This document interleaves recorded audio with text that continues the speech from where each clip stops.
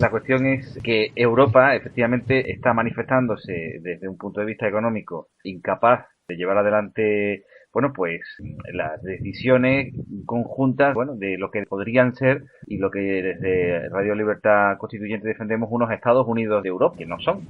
Claro. La cuestión es que vemos a clases políticas de cada uno de los países, en el caso de Grecia, pues la que ha subido al poder ahora una coalición que se llama de izquierda radical, Syriza, y en Alemania, pues un conjunto de poderes fácticos que evidentemente no están basados ni en una forma democrática ni nada que se le parezca. O sea, realmente estamos viendo pues en un club de ricos alguien que ha decidido no pagar, jugado a colarse, porque de hecho las condiciones que se le ponían en su momento fueron salvadas de una manera subrepticia y bueno, pues ahora no quiere pagar y entonces bueno, pues entramos en un problema. Pero no debemos de perder la perspectiva que estamos hablando siempre de una unión que no es tal, porque es un club, es una reunión más que una unión, pues de una serie de gente que tiene un poder fáctico sobre su país tremendo y que esto no está reflejando para nada ni la voluntad de los ciudadanos de cada uno de los países, ni por supuesto una voluntad conjunta de los ciudadanos europeos. Es decir, ahora mismo quería llamar la atención sobre los debates que está habiendo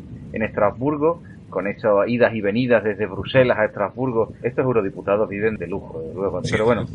Yo he estado allí en Estrasburgo, Manu, hace muchos años. Yo estudiaba Derecho y una de las cosas que estudiaba era Derecho Comunitario Europeo y estuve allí en Estrasburgo y pude verlo con mis propios ojos, ¿no? Y te hablo del año 90, o sea, era tremendo. Abundando en lo que dice, claro, evidentemente, una Europa donde no hay libertad política colectiva en absoluto para poder estar representado en tu propio país, ni separación de poderes que impidan la corrupción tan grande que hay, ¿cómo podemos hacer unos Estados Unidos de Europa sin libertad? Es que es imposible. O sea, lo que ha salido de las partidocracias europeas y de la permisividad de la corrupción es un aborto tan grande como la Unión Europea, que es lo que acaba de definir Manu, que no es otra cosa que un club de ricos donde hay unos señores que son políticos, que no representan en absoluto a nadie y que solamente representan a los poderes financieros que les han puesto ahí. Con lo cual, las naciones europeas están completamente irrepresentadas y faltas de libertad. Tienen aún menos libertad de la que había antes de la Segunda Guerra Mundial. Los Estados Unidos llegan a Europa, nos lo ha dicho don Antonio García Trevijano miles de veces, que introducen en Europa humeante a los Adenauer y a toda esta gente que no han hecho otra cosa, quitarles, o no quitarles, sino esconderles a los europeos la libertad que tienen los americanos, que ellos sí la tienen, pero que no nos han querido dar. Y en esas estamos, y este es el resultado. O sea, estamos presenciando un derrumbe de Europa, pues parejo al que hubo en la Segunda Guerra Mundial. No quiero ser pesimista, pero vamos, estas cosas acaban en guerras, porque es que ahora mismo hay tal animosidad entre Grecia y Alemania, y hay tal historia montada con Ucrania, el odio que hay hacia Rusia, el enredo que tienen los bálticos, el problema que tiene España e Italia, que son dos países que son dos polvorines, es que no, la deuda española esa sí que es impagable. No quiero tampoco exagerar ni ser pesimista, pero lo que ha dicho Manuel es cierto. O sea, la falta de libertad política colectiva en los países de Europa hacen imposible cualquier tipo de Estados Unidos europeos. ¿Y tú, Jesús, cómo ves desde la perspectiva política este cacao que hay ahora mismo no se resuelve, no se termina de resolver entre Alemania y Grecia? Nada, es el producto de lo que hablaba José María, de la falta de libertad. No podíamos esperar otra cosa a un club de ricos más que decisiones que los benefician a ellos, y cuando uno no quiere pagar, pues se monta la que se monta, ya que los últimos páganos de esta historia son los ciudadanos. Carecen de libertad política y también carecen de libertad económica, porque a la hora de pagar las cuentas de las corruptelas, tanto en el norte como en el sur, da igual, lo pagan los ciudadanos.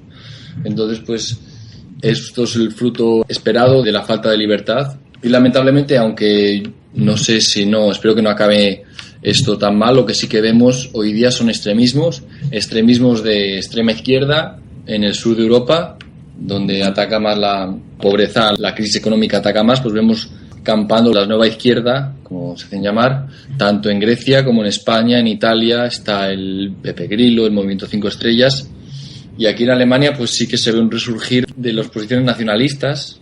Sobre todo yo he asistido aquí a manifestaciones en Düsseldorf, de Pegida, y bueno, no he asistido, pero las he sufrido a base de cortar el tren, porque las suelen hacer en las estaciones de tren. Düsseldorf, se ve que está volviendo a resurgir viejos extremismos que creíamos que habían desaparecido gracias a la Unión, pero se ve que si la Unión se creó para acabar con esos extremismos, en ese punto ha fracasado. Si se creó para reducir las diferencias entre norte y sur, también ha fracasado. Si se creó para construir la prosperidad en Europa, pues no, también ha fracasado. Que quería puntualizar, claro, yo cuando he dicho guerras no me refería a la guerra clásica de países invadiendo países y ejércitos, no, me refiero a conflictos de baja intensidad sociales, levantamientos, disturbios, toques de queda. Además es evidente la militarización que están teniendo las policías tanto de Estados Unidos como de Europa. Me refería a ese tipo de guerra de baja intensidad y constante y toques de queda y esa Europa, digamos, ultravigilada y semimilitarizada, como ya está, por ejemplo, Grecia, ¿no? Y me refería a eso, perdón por la puntualización, nada más. Evidentemente, la guerra es una palabra, bueno, eso sí que es tabú en Europa. Bueno, ahora estamos conmemorando la masacre de Srebrenica. Aquí cerca hemos tenido verdaderos desastres bélicos, ¿no? O sea, que no hay que descartar, desde luego, algún tipo de enfrentamiento, sobre todo porque las respuestas que estamos viendo, y después del referéndum del domingo pasado, desde diferentes posturas euroescépticas, las hemos visto confluir prácticamente en un mismo discurso.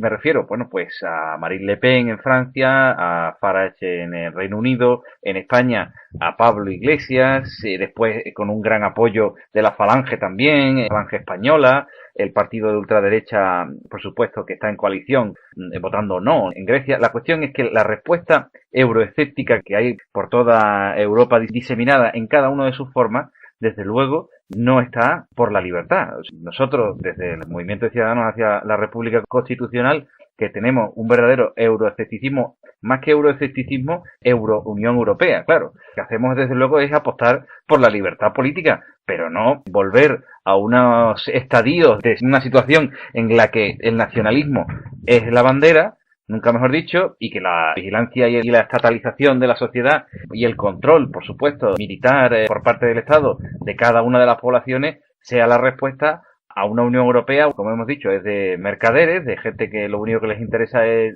ganar dinero. Bueno, es que nadie habla de libertad, eso no se escucha en las respuestas euroescépticas. No, efectivamente, no habla nadie de libertad, ya no de libertades individuales, sino de libertad colectiva. Hombre, recordemos que los únicos países en este caso que pueden tener o acercarse a la democracia o a conceptos de libertad colectiva como los entiende y como los pone de manifiesto Trevijano en su teoría pura de la República son nada más que Francia y el Reino Unido, ¿no? En el sentido de la representatividad de la nación.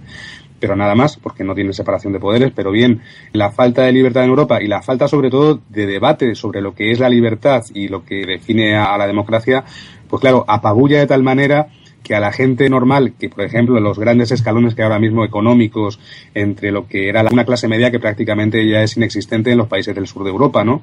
En España, en Italia, el endeudamiento tan grande que hubo durante los años buenos y que ha acabado con unos índices de paro tan altos y un malvivir tan grande en esos países, claro, aleja a las personas tanto de conceptos políticos altos como es la libertad política colectiva, porque nada más que les acerca a querer sobrevivir. Y claro, hablarle a un pueblo ya de por sí inculto políticamente de temas tan altos es difícil, pero para eso estamos enfocándolo a ese tercio laocrático, a ese tercio de la población que puede entender, que puede dirigir esos hambres populares hacia destinos más nobles, ¿no? Como es el de la democracia.